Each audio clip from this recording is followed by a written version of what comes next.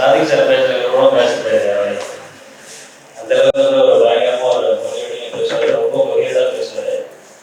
நிறைய பாயிண்ட்ஸ் அவரோட கிளாஸ்ல தான் வந்து ஃபர்ஸ்ட் டைம் அந்த 2 நாள் கிளாஸ் பண்ணாங்கல்ல, அந்த கிளாஸ்ல தான் ஃபர்ஸ்ட் டைம் வந்து அட்டெண்ட் பண்ணது. ஸோ அந்த கிளாஸ் ரொம்ப கான்ஃபிடண்டா ரொம்ப தெளிவான பேட்ச் எடுத்து வச்சு ரொம்ப அட்ராக்டிவாக பேசுவார். ஸோ அந்த வகையில் என்னோட ஜேர்னி வந்து நிறைய சொன்னார். பட் ஐ எக்ஸ்பீரியன்ஸ் ஒரு minor friends I tell you how I become my age. First அந்த 2004 to 8 வந்து it was not discontinued 4 years. 2008 நான் ஜாயின் பண்ணேன். நீங்கள் வந்து ஜாயின் பண்ணது அது பெரிய இதெல்லாம் இருக்குது, பெரிய ஸ்டோரிஸ்லாம் இருக்குது. I talk in many YouTube channel பேசியிருக்கேன்.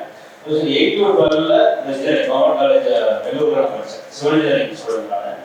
ஸோ சிவில் இன்ஜினியரிங் ரொம்ப விருப்பப்பட்ட சிவில் இன்ஜினியரிங் பிடிச்சேன். நல்லா படிக்கணும் எண்ணத்தில் பார்த்தேன். பயங்கர ஒரு ஆர்வமாக வந்து ரொம்ப பிடிச்சி இன்ஜினியரிங் சூஸ் பண்ணி போனது. ஸோ 2008 to 10 இந்த 2 இயர்ஸ் வரைக்கும் அடுத்த என்ன போகணும் அப்படிங்கிற ஒரு டைரக்ஷன்ஸ் வந்து பெருசாக இல்லை. பட் 2011 என்னுடைய சூப்பர் சீனியர் ரூபன் ஒருத்தர் வாங்கினேன். அவர் தான் என்னுடைய ஃபர்ஸ்ட் கேம் சேஞ்சர் என்னுடைய. ஸோ அவர் தான் வந்து ரொம்ப சைலண்டான பிள்ளை. அவரை ஃபர்ஸ்ட் டைம் சொல்கிறார், கேட் எக்ஸாமினேஷன் ஒரு எக்ஸாமினேஷன் நான் ஃபர்ஸ்ட் டைம் ஆரம்பித்த காம்படிட்டிவ் எக்ஸாம். அந்த எக்ஸாமினேஷன் அவர் எழுதிட்டு கொஸ்டின் பேப்பர் வந்து ரூமில் வச்சிருந்தாரு. நான் அப்படி நடந்து போகும்போது அவர் பார்த்தே போகிறேன். ரொம்ப இன்ஸ்பைரிங்கான ஒரு சீனியர், ஒரு சூப்பர் சீனியர். அவர் பார்த்தா அவர் மாதிரி ஆகணும், அவர் நல்லா படிக்கணும் அப்படிங்கிற ஒரு எண்ணம் விடாது.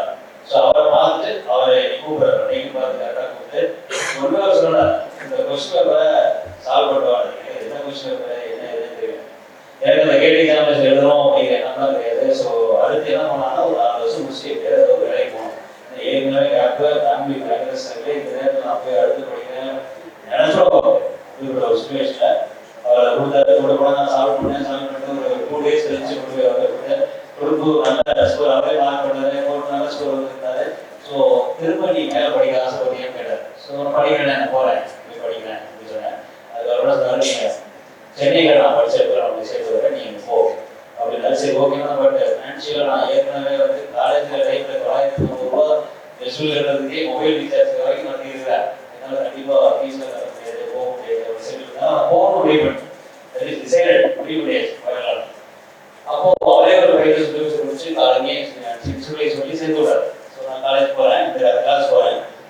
கிளாஸ் போகும்போது ஒரு 3rd year Vellur to Chennai சொன்னாங்க. நிறைய விஷயம் நான் சொல்லும்போது நீங்கள் சில விஷயங்களை புரிஞ்சுக்கலாம். வேலூர் டு சென்னைங்கிறது ஒரு 2 to 3 hours ஜர்னி போனோம் அப்படின்னா. காலேஜ் வந்து திங்கட்கிழமையிலேருந்து ஒரு வெள்ளிக்கிழமை வரைக்கும் இருக்கும். பாக்கி 2 நாள் ஃப்ரீயாக இருக்கும். ஒரு 3rd year ஸ்டூடெண்ட்டு அப்போ தான் சப்ஜெக்ட்ஸ் கண்டிப்பாக ஆரம்பிக்கும். பட் இருந்தாலும் பரவாயில்லன்னு சொல்லிட்டு நாங்கள் ஒரு 3 பேர் பிளான் பண்ணி ஒரு குரூப்பாக கிளாஸ் அட்டன் பண்ண போகிறோம். தட்ஸ் ஃபர்ஸ்ட் டைம் சென்னை போய் ஒரு கிளாஸ் அட்டன் பண்ண போகிறோம். போகும்போது சாட்டர்டே சண்டே 2 நாள் கிளாஸ் எப்படி இருக்கும் அப்படின்னா, மார்னிங் அவர் ஆரம்பிப்பார். அசோக் பால் சார் சொல்லிட்டு அவருக்கு நான் சொல்கிறேன். மார்னிங் ஒரு 7 மணிக்கு ஆரம்பிச்சாருன்னா கிளாஸ் ஈவினிங் ஒரு 8:30 முடிப்பார். ஒரே ஆள் தான், ஒரே ஆள் கிளாஸு. காலையில் ஒரு 7:30 ஆரம்பிக்கிறோம், நைட் 8:30 முடிப்பார். இடையில ஒரு பிரேக்கு. கிளாஸ் ரூம்ல இந்த இவ்வளோ பெரிய கிளாஸ் இந்த ஒரு ஹாஃப் சைஸ் கூட இருக்காது. இதில் 450 பேர் உட்காந்துருவோம். ஒரு சைடு தான் உட்காந்துருவோம். ஒரு பெஞ்சில் ஒரு சைடு தான் உட்காந்துருவோம். எவ்வளோ நேரம்? 10 மணி நேரம், 12 மணி நேரம். அவர் உட்காரவே மாட்டார். அவர் ரிலேட்டட் ஆகிருப்பார். அவர் அப்பயே வயசு 50, 52 வயசு. அப்பவே கிட்டத்தட்ட 8-9 மணி நேரம் 10 மணி நேரம் கிளாஸ் இருப்பார். உட்காரவே மாட்டார், ரிலேட்டட் கிளாஸ் இருப்பார். ஸோ அந்த மாதிரி கிளாஸ்ல ஏகப்பட்ட பேர் இதெல்லாம் சண்டைக்கிழமாங்கன்னு சொல்லி போனவங்க இருக்காங்க. அதே கிளாஸ் உட்காந்து இப்படி ஒரு டீச்சர் அவங்க கிடைச்சிருக்காங்கன்னு சொல்லி லைஃப்பை ட்ரான்ஸ்ஃபர் பண்ணுவாங்க நிறைய பேர் தான். கிட்டத்தட்ட 95% 98% ஸ்டூடெண்ட்ஸ் வந்து எல்லாருமே இந்த இன்ஸ்டியூட்டில் படிச்ச எல்லாருமே டாப் லெவலில் இருப்பாங்க. அவங்களோட மனசு லெவலில் அச்சீவ் பண்ண முடியும் அந்த மாதிரி ஒரு கிளாஸ். ஸோ அந்த கிளாஸ் கிடைச்சது ஒரு பெரிய வாய்ப்பு. ஸோ 3rd year ஃபைனல் இயரில் 3rd year போகிறேன். 3rd year போகும்போது வெள்ளிக்கிழமை நைட்டு கிளம்புவோம், சனி ஞாயிறு கிளாஸ் அட்டன் பண்ணுவோம். திரும்ப back to Vellore regular college time. So வெள்ளி சனி இதெல்லாம் ரொம்ப கஷ்டமாக இருக்கும். சென்னை பஸ் டைம் போகும்போது கையில் பைசா இருக்காது, கிளாஸ் சேர்றதுக்கு வாய்ப்பு இருக்காது, சாப்பிட கூட இருக்காது. எங்கள் டீம் எல்லாருமே வரலாம், அது எல்லாமே தான் ஸ்டூடெண்ட்ஸ்லாம் இருப்பாங்க. ஸோ எங்களுக்கு ஒரு மாதிரி சமாளிச்சுட்டு ஓரளவு சேவ் பண்ணி 1 year ஆரம்பிச்சோம். ஆனால் பெரிய ஸ்கோர் வரல. ஸோ என்னோட எக்ஸாம் வந்து பெரிய ஸ்கோர் வரல. பட் ஆனால் கேட் எக்ஸாமினேஷன் கிளியர் பண்ணேன். ஃபர்ஸ்ட் டைம் கிளியர் பண்ணுறது ஒரு பெரிய விஷயம். அதே வந்து காலேஜில் பெருசாக மோஸ்ட்டும் அப்படி பயங்கரமாக ஹாப்பியாக இருந்தாங்க. ஸோ பட் இருந்தாலும் நான் எதிர்பார்த்த ஸ்கோர் வரல. So 2nd year I started again. திரும்ப 5 year அதே மாதிரி கிளாஸ் வந்து சென்னை போனேன். சென்னை போகும்போது same process repeat again.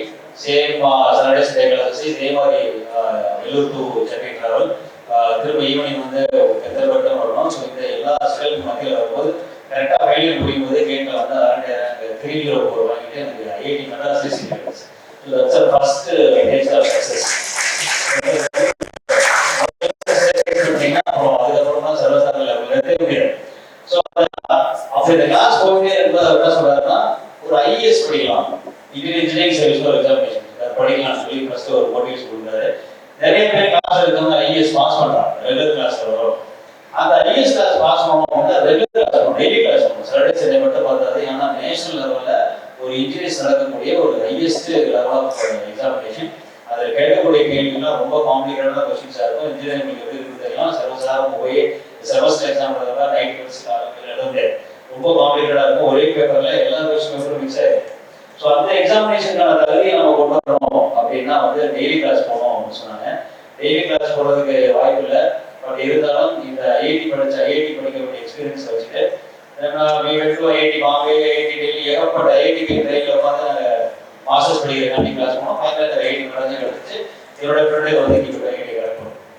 So IIT Madras நான் ஃபஸ்ட்டு ஜாயின் பண்ணும்போது தனியாக ஒரு ரூமில் கொடுத்துருவாங்க. கைடில் மாஸ்டர்ஸ் படிக்கும்போது தனியாக ஒரு ரூம் கொடுத்துருவாங்க. ப்ளஸ் கிளாஸ் வந்து இங்கே எப்படின்னா மார்னிங் 8 o'clock ஆரம்பிச்சு 3:30 முடிஞ்சிடும். ஆனால் ஒரு நிமிஷம் கூட தேவையில்லை, வேஸ்ட் பண்ண மாட்டாங்க. இடையில வந்து ஒரு 2 நிமிஷம் இருக்கும், பாக்கி எல்லாமே கம்ப்ளீட்டாக கிளாஸ் இருக்கும். ஸோ ஈவினிங்ல கிளாஸ் போகலாம் அப்படின்னு சொல்லி அவர்கிட்ட பர்மிஷன் ஒரு டைம் வாங்கி ஈவினிங்ல ஒரு 4 o'clock 8 o'clock பண்ணால் ஒரு சைக்கிள் ஒரு 7-8 kilometers ட்ராவல் பண்ணி மவுண்ட் வந்து மவுண்ட்ல கிளாஸ் பண்ணணும். டெய்லி ஒரு 6 மணி ஆகும் ஈவினிங் கிளாஸ், டெய்லி கிளாஸ். அவர் வாரத்தில் 7 நாளுமே கிளாஸ் இருப்பார். திங்களுக்கு வெள்ளி ஒரு பேட்ச், சனி ஞாயிறு ஒரு பேட்ச் இருப்பார். திங்கட்கிழமை வெளியிறது ஈவினிங் 7 ஆரம்பிச்சு நைட்டு 1 மணிக்கு முடியும். ஸோ அதான் அவருடைய கிளாஸோட ஸ்டைல், டெய்லி கிளாஸ். ஸோ இந்த கிளாஸ் நம்ம ரெகுலர் அட்டன் பண்ணிட்டு ஐஐடி படிச்சுட்டே இருந்துட்டு 2 கிளாஸையும் கம்ப்ளீட் பண்ணி கொண்டு போக எக்ஸ்பிளேஷன். அந்த கிளாஸை ரெகுலராக அட்டன் பண்ணிட்டு ஒரு ரொம்ப ஸ்டடி பண்ண அட்டன் பண்ணேன். பட் 2013 நான் கிளாஸ் பண்ணேன்.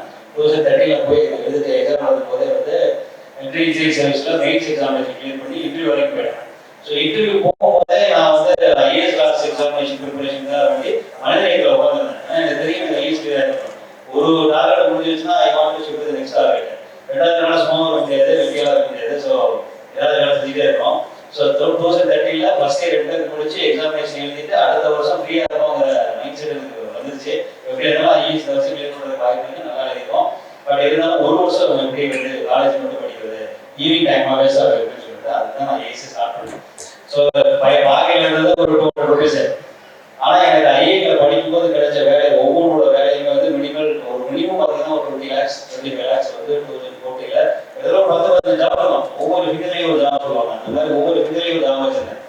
பட் இருந்தாலும் நம்ம ஐஏஎஸ் கிளியர் பண்ணுற ரிசல்ட் வரட்டும், அதுக்கு முன்னாடியே ஐஏஎஸ் ஸ்டார்ட் பண்ணலாம்னு சொல்லி மனிதநேயத்தில் போய் இங்கே ஐஐடி டு மனிதநேயம் போகிறதுக்கு ஒரு 1 hour ட்ராவல் வரும். பைக்கில் எடுத்து கிளாஸ் போவோம். டெய்லி ஈவினிங் கிளாஸ் போயிடுவாங்க. போய் உட்காந்து பார்த்தேன், படிச்சு பார்த்தேன். ஒன்றும் பெரிய அளவில் ஸ்கோர் வரல. ஒரு 2 மாதம் 3 மாதம் 4 மாதம் 5 மாதம் ஆச்சு. பை டைம் வந்து ஐஏஎஸ் ரிசல்ட் வந்துச்சு. அதுக்கு இன்டர்வியூலாம் போனோம், டெய்லி போனோம். ஃபர்ஸ்ட் டைம் டெய்லி போனேன், இன்டர்வியூ அட்டன் பண்ணேன், ரொம்ப செட்டில் போனோம். That's okay. ஃபைனலி இந்த மாதிரி கிளாஸில் உட்காந்து கிளாஸ் காமிச்சிட்டு இருக்கும்போது எனக்கு ஐஏஎஸ் ரிசல்ட் வந்துச்சு. அதாவது எனக்கு 75 சொல்லி நோட்டிஃபிகேஷன் ரிசல்ட் பார்க்கும்போது பயங்கர happy. It's first success. So 75 but class உட்காந்துட்டு வந்து ஹிஸ்ட்ரி கிளாஸ் மனிதநேயத்தில் உட்காந்து தான் ஃப்ரீ கிளாஸ் தான் ஸ்டார்ட் பண்ணேன். ஸோ இப்போ எனக்கு இருக்க கேப் வந்து டிசம்பர் 2014 நான் ஜாயின் பண்ணணும். பட் இப்போ ஜூலை ஆயிடுச்சு. எனக்கு இடையில ஒரு 4-5 மாதம் கேப் இருக்குது. இந்த 4-5 மாதம் நம்ம என்ன பண்ணலாம், ஒன்றும் வீட்டுக்கு போகலாம், எக்ஸாமினேஷன் நீட்டாக ஆரம்பிச்சிட்டோம், ஒரு நல்ல டாப் ஸ்கோர் வாங்கிட்டோம், ரயில்வேஸே கிடைச்சிடும். இன்ஜினியரிங் சர்வீஸில் டாப் மோஸ்ட் ப்ரிஃபரன்ஸ் வந்து ரயில்வேஸ் கொடுப்பாங்க.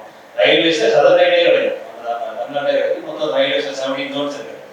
தமிழ்நாட்டிலே கிடைக்கக்கூடிய இந்த ரயில்வே போதும். இதோட போனால் 4 மாதம் ஜாலியாக வீட்டில் இருந்துட்டு 2014 வருஷம் 15ஆம் தேதி டிசம்பர் மாதம் ஜாயினிங் டேட்டே கொடுத்துட்டாங்க. ஒரு 6 மாதம் கேப் இருக்கு.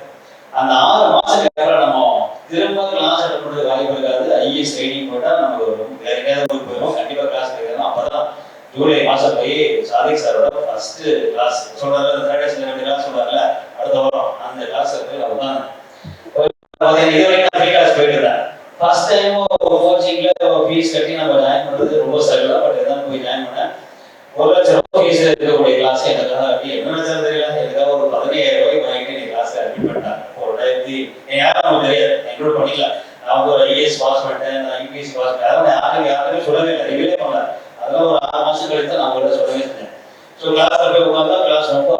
தெரிஞ்சு ரொம்ப இம்பார்ட்டண்டாக தெரிஞ்சு ஸோ ஆனால் என் கையில் இருக்கிறது இந்த 3 மாதம் கழிச்சு இந்த கிளாஸ் எடுத்து நான் போயிடணும்.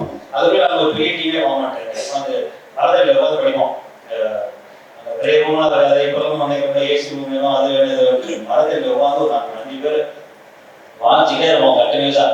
ஆனால் பெருசாக ரிசல்ட்லாம் அவங்க வராது, எல்லாம் ஒரு பேஸ் தான்.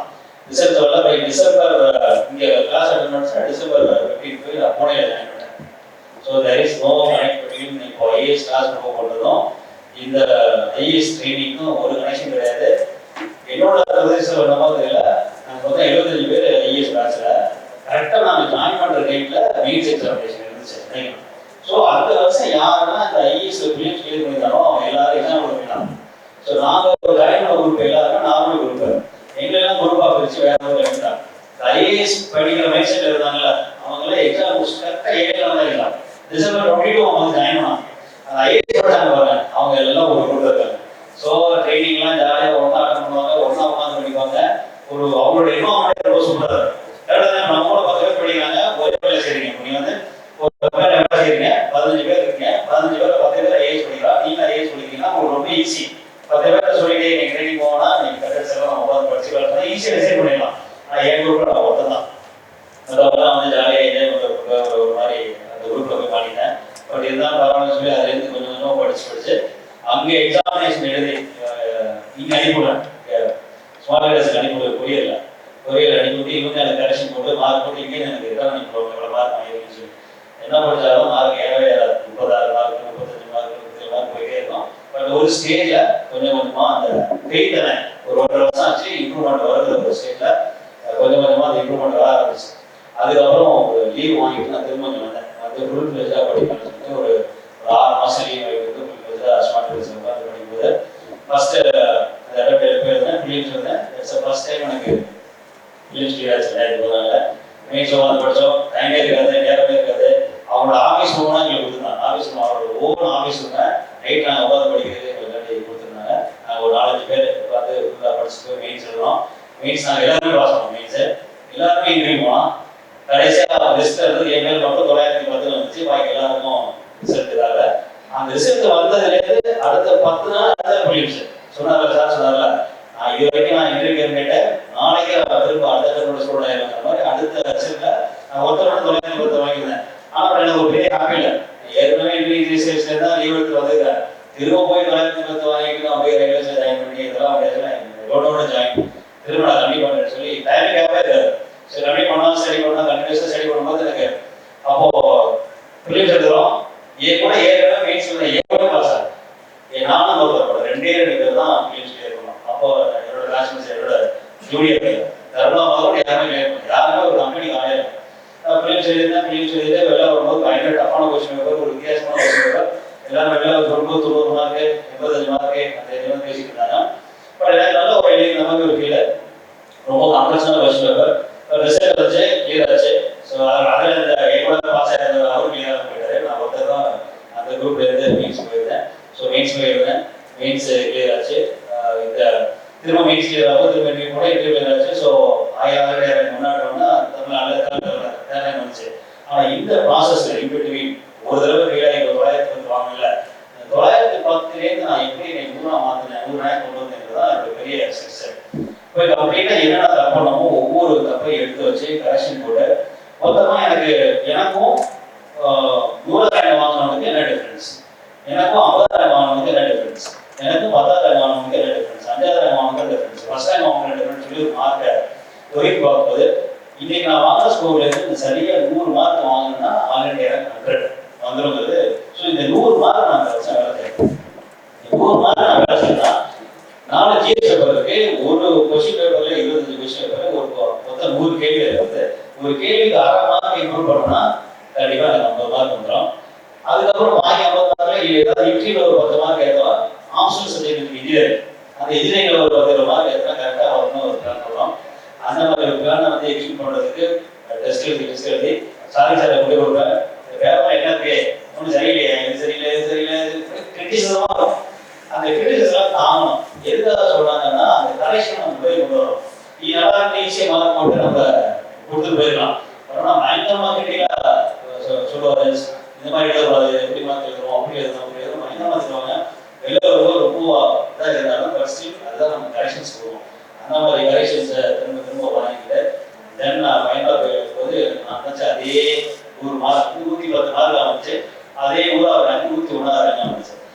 இதாகவும் நீங்கள் வந்து ஒர்க் அவுட் பண்ணும்போது ப்ரீவியஸ் மிஸ்டேக்லேருந்து திரும்ப நான் எப்பவுமே அந்த ஒரு இது பண்ணிடுவேன். இன்டர்வியூ செலக்ஷன் நான் பாஸ் ஆகும்போது செகண்ட் அட்டம், ஐஏஎஸ் நான் பாஸ் ஆகும்போது ஒரிஜினல் நல்லா படிச்சதுக்கு தனி செகண்ட் அட்டம். அதர்வைஸ் நான் சும்மா வேலையை போய் கொடுத்துருந்தேன் அவர்கிட்ட ஓகே மார்க்கஸ் இருக்கிற மாதிரி ஓகே எடுத்துருவாங்க நான் படிக்கிறேன்.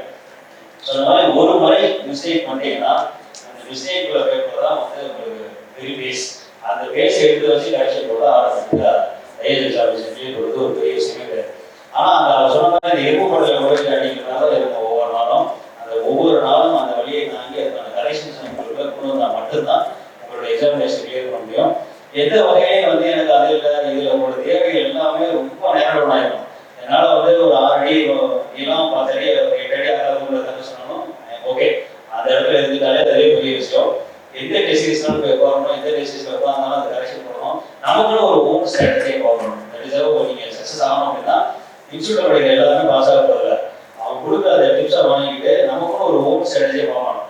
சார் நான் ஈஸ்வர் நான் படிக்க மாட்டார், ஆனால் ஈஸ்வர் படிச்சே இல்லை. ஓகே நான் ஐஏஎஸ் பண்ண போகிறோம், ஈஸ்வர் படிச்சதே இல்லை. ஆனால் என்னோட ஸ்ட்ராட்டஜி வேறு. நான் என்ன பண்ணேன்னா சின்னதுலேருந்து பெருசாக இருக்கிறேன். ஒரு பேஜ் நோட்ஸ் கொடுத்தீங்கன்னா அது 10 பேஜ் நோட்ஸை நான் மாற்றிடுவேன். அந்த 10 பேஜ் தான் வரும், அதை தாண்டி வரவே முடியாது. ஏன்னா நான் 240 நாள் தான் பிலிம்ஸில் என்னோட ஃப்ரெண்ட்ஸெல்லாம் வந்து 80 நாள் 90 நாள் சொல்லும்போது நான் 240 நாள் தான் பிலிம்ஸ் வாங்கியிருந்தேன்னா இந்த ஸ்ட்ராட்டஜி எனக்கு ஒர்க் அவுட் ஆச்சு. உங்களுக்கு என்ன ஸ்ட்ராட்டஜி ஒர்க் அவுட் ஆகுதா அது எங்களோட ஒர்க்கில் ஒவ்வொரு தடவை ஒரு வீக் வேலை போல தான் அந்த எக்ஸாமினேஷனே கிளியர் பண்ண முடியும். ஏன்னா கேட்டால் வேலை முடிச்சு நீங்கள் ஐஏஎஸ் ஆகிட்டு உதவிக்கு வந்த பிறகும் உங்களோட யூனிட்னஸ் தான் நீங்கள் சர்வீஸில் வேலை செய்ய முடியும். ஸோ அதனால் அந்த வகையில் இந்த எக்ஸாமினேஷன் தயாரிப்பு முதல்ல உங்களோட மைண்ட் ப்ரிப்பரேஷன் அப்புறம் முக்கியம். அவர் சார் சொல்றது ரொம்ப நறுன்னு சொன்னாங்க. That is very very important. ஏன்னா நாளைக்கு சர்வீஸ் வந்தவங்களும் உங்களுடைய பர்ஃபார்மன்ஸ்லையும் இந்த மாதிரி நிறைய கண்டிஷன் வரும். அந்த பர்ஃபார்மன்ஸ் அதையும் தாங்கி ஒரு நல்ல ரிசல்ட்ஸை முழுப்பெரிய கார்பரேஷனுக்கு இன்னைக்கு வந்து அன்னைக்கு படிப்பு தனியாக இருந்தோம். இன்னைக்கு ஒரு 25 லட்சம் மக்கள் இருக்கக்கூடிய ஒரு கார்பரேஷனுக்கு ஒரு கார்பரேஷன் கமிஷனராக இருக்கிறதெல்லாம் சர்வசாதாரணமான ஒரு செயல் கிடையாது. அந்த கோச்சிங்கில் வந்து சும்மா உட்காந்து முடியாது. அதை வந்து பர்ஃபார்மன்ஸ் இருக்கணும், இவ்வளோ ரிசல்ட்ஸ் இருக்கணும், ஒரு அவுட்கம் இருக்கணும். நம்ம நினைச்ச எவ்வளோ பேர் இருக்காங்க இப்போ ஸ்டேக் பண்ணுறதுக்காங்க அவ்வளோ ஸ்டேக்களுக்கும் நம்ம பதில் சொல்லி அவங்க மல்டிபிள் டைமென்ஷன் ப்ராப்ளம் இருக்கும்.